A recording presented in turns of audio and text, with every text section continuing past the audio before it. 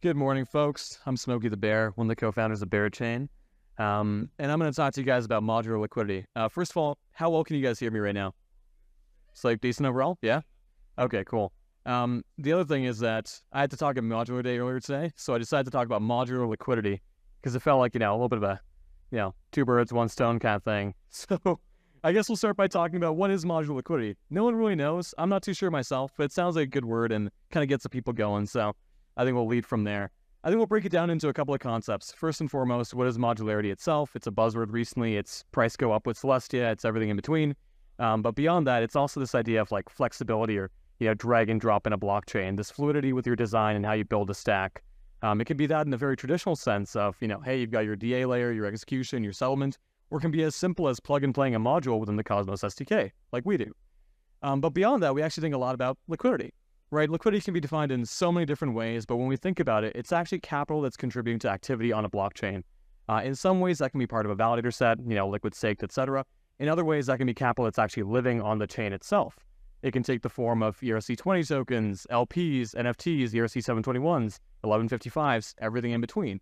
But it's got to be doing stuff on the chain. So, we asked the biggest question of all, which is why the fuck is there a guy in a bear mask sitting over here or standing over here and talking to you about this? It's not an unreasonable one. And that's where we get to Berachain, because I'd be irresponsible if I wasn't here talking about liquidity and talking about Berachain in parallel. Berachain is a modular, EVM-compatible L1 built on top of the Cosmos SDK and powered by what we call proof of liquidity. Proof of liquidity is a civil resistance or consensus protocol that's meant to turn liquidity into a form of security without sacrificing it and use it to power applications that are building on top of the chain. In short, Berachain really helps to make liquidity flexible and fluid. So when we think about this, and we're at Liquidity Day, of course, it's how do you make liquidity do stuff? How do you actually get liquidity? We've seen a number of approaches recently, some more legal than others. But let's take the approach of, Blast and Manta. You've been able to get a whole bunch of relatively low risk, blue chip, opportunity cost reduced yield bearing assets in the form of, Lido ETH, Ondo USDC or USDY, etc., and use that to bootstrap a whole bunch of pre-launch TVL and a multisig. Cool. Works. Very effective.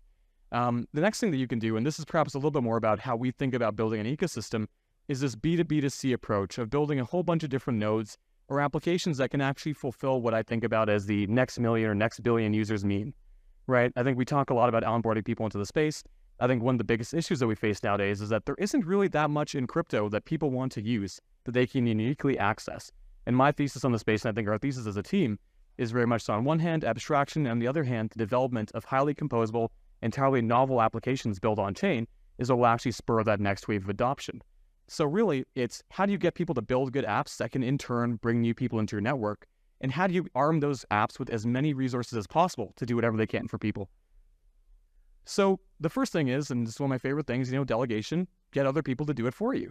You find your GMXs, your makers, your Aves, your Lidos, your Uniswaps, whatever it might be, that can actually uniquely enable applications on your chain.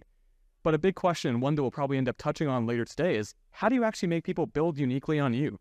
It is a wasteland out there. There are tons of forks everywhere you go. Very few chains have differentiated applications. How do you actually lock down those winners? Those groups that can actually become shelling points or vacuums for a new ecosystem in the way that GMX brought capital into Arbitrum, Friendtech brought capital into Base for a time, DFK brought capital into Harmony before it blew up, rest in peace, everything in between, right? And what causes one of them to actually build on your protocol? And this is how we enter proof of liquidity. It's meant, as I said, to make liquidity flexible and to work for the applications building on the chain. So, proof of liquidity, in essence, is realigning value flows across a network. The way this works is that the block rewards on Berachain do not actually stick alone with the validators as they do in traditional proof of stake chains. These block rewards actually go primarily to applications building on the network, whether that is a DEX, Perps Vault, and lending market that we start with, or over time, any given application building on the entire network. That means that users can maintain their behavior, applications can maintain their design, while getting the additional, utility, and in some cases, value of the governance token of Berachain, BGT. Now, one important thing to factor into this equation is that BGT, or the BERA governance token, it's kind of on the nose, is entirely illiquid and can only be obtained by doing the work or providing the value of adding liquidity to the ecosystem in a governance-approved manner. So this kind of funky diagram featuring a bear basically, walks through the user flow and the incentive flow in the network. What's really, I think, important to zoom in here is the validator protocol interactions. What Berachain enables for the first time is for protocols to work directly with validators to bootstrap their own liquidity. So the way that works is that a protocol could basically partner with a validator, say, hey, I'm going to bribe you or give you an incentive with X amount of my tokens, X amount of my fees, X% of my emissions, whatever it might be for a given time frame. And in exchange, you're going to direct X% of the block rewards that you are winning as a validator towards my pool on the chain DEX, on my application itself, once approved by governance, everything in between. This actually means a couple things. On one hand, validators have unprecedented economic control or economic incentives across the entire ecosystem and can do more than they can in almost any other proof-of-stake chain, while still having opportunities for MEV, block reordering, everything in between. And protocols can actually work closely with these validators to give, users who are using them not just emissions in the form of their own tokens or their own fees, but that of effectively the, staking and eventually turning into gas token of a whole blockchain network. The way this works is that each validator on Berachain, there's about, 100 plus because they're, we're a Cosmos chain, tend to make consensus under the hood. Each validator has its own cutting board or pie chart. They're able to effectively say how they'd like to direct incentives across the ecosystem. So every time they win a block, 50% could go towards the DEX, 50% could go towards a lending market pool, or it could go all over the place. It's really up to each of them. And the weighted average of each of those validators' vote weights, which is determined by the amount of liquidity that users have effectively provided, and then staked BGT with them, is what determines emissions across the entire network. So as we see it, Berachain drives value flow from the validators to the applications to the users, as opposed to the other way around as we see nowadays. So, basic, process here, user provides liquidity on the DEX, super simple, starts earning block rewards in the form of BGT and the trading fees on their LP. Then user delegates that BGT that they earned to one of their validators. That validator may be getting bribes from protocols or itself, and then they'll, continue funneling that towards the user, along with a portion of fees generated by the entire network. User's getting paid. User's pretty happy at the end of the day. It's getting block rewards, trading fees, protocol incentives, validator incentives. Good day. And the way that we think about this is how do we minimize friction for applications building on the network? As much as I love devs are lazy. I'm lazy. It's good. But with that, you don't want them to have to modify their fundamental code base, their design choices, all the hard work that they put in along the way in order to be retrofitted to your network.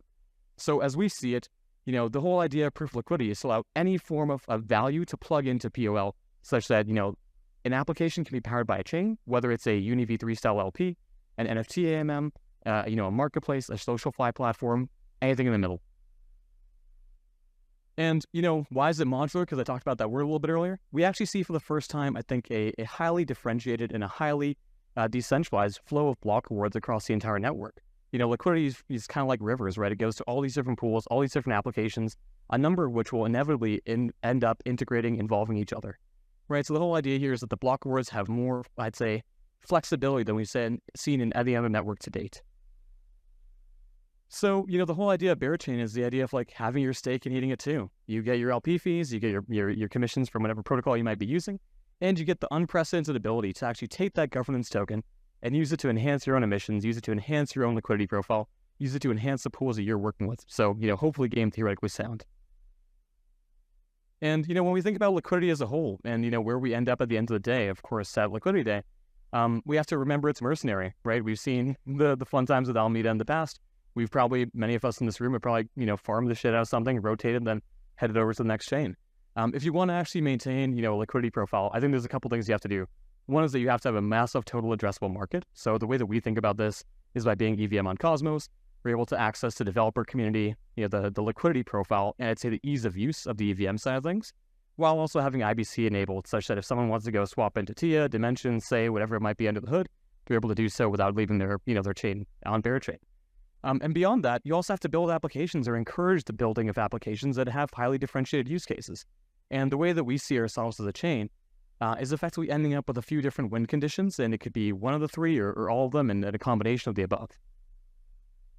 So, one, novel applications being built on the chain, and POL effectively allowing them to reach escape velocity or effectively reduce their activation energy, so as many of these top-tier, highly capable devs can basically build and go 0 to 1 on Berachain. The second is by doing so, hopefully bringing some of the deepest pools of liquidity into the network, such that then you have these swap aggregators, your 1inches, your 0x's, everything in between actually routing order flow into the chain, increasing MEV opportunities, and driving more fees to BGT stakers. And finally, as we think about the ecosystem over a long term, we think about the proliferation of BGT beyond Berachain itself. We've been super excited to see the first couple of rollups actually starting to build on Berachain, and actually having these groups, set up, incentive profiles where, You could have BGT rewards in exchange for sequencer fees, trading fees on a network if it's an app chain, everything in between. So the sky really is the limit, and what enables us to do this is by maintaining, I'd say, that core exchange of value for liquidity. So that's what we're here to do.